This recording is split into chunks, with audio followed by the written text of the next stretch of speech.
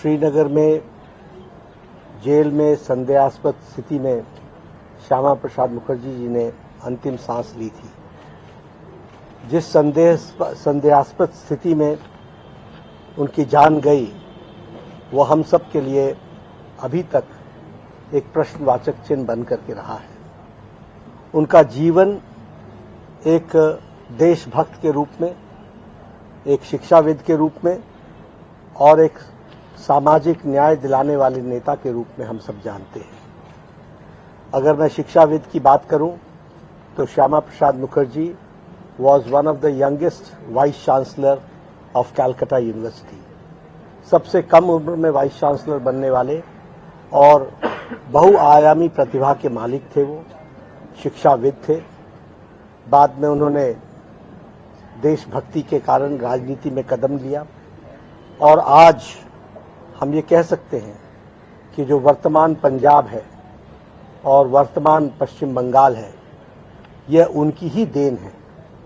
उन्होंने उस समय जब भारत का विभाजन हो रहा था और उस समय के कांग्रेस के नेताओं ने एक तरीके से समझौते में और मुस्लिम लीग ने सारा पंजाब और सारा बंगाल लेने की ठानी थी, तो उस समय जन आंदोलन करके पंजाब में और बंगाल में लड़ाई लड़ने का और जनता को जागृत करने का काम श्यामा प्रसाद मुखर्जी जी ने किया था।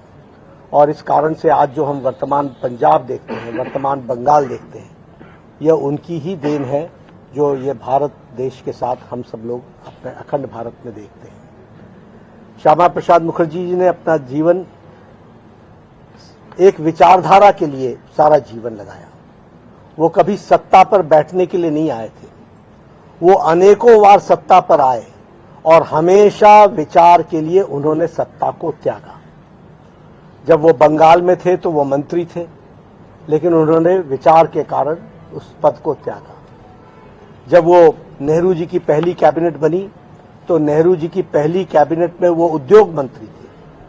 उन्होंने उस समय जवाहरलाल नेहरू जी के स्यूडो सेकुलरिज्म, छद्म धर्मनिरपेक्षता, इसके खिलाफ उस समय आवाज उठाई थी और उन्होंने कहा था कि जिस तरीके से आप मुस्लिम लीग और सांप्रदायिक ताकतों के सामने घुटना टेक रहे हैं, इससे वह अपनी मत भिन्नता रखते हैं। और उन्होंने जम्मू कश्मीर का विषय उठाया कि कोई कारण नहीं है कि आप धारा 370 को लागू करें, और धारा 370 के लिए उस समय नेहरू जी ने इसको आगे बढ़ाया था।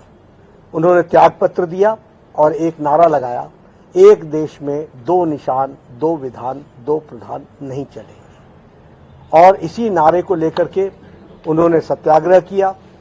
और हमें सबको मालूम है कि उस समय जम्मू कश्मीर में जाने के लिए धारा 370 के तहत पासपोर्ट सिस्टम होता था, पास बनता था। उन्होंने पास नहीं लिया, उनको जम्मू कश्मीर के बॉर्डर पर रोक लिया गया और जब उन्हें रोक करके गिरफ्तार किया गया, उसके बाद लगभग 1 महीने बाद वो संदेहास्पद स्थिति में जम्मू कश्मीर की जेल में उन्होंने अंतिम सांसें ली।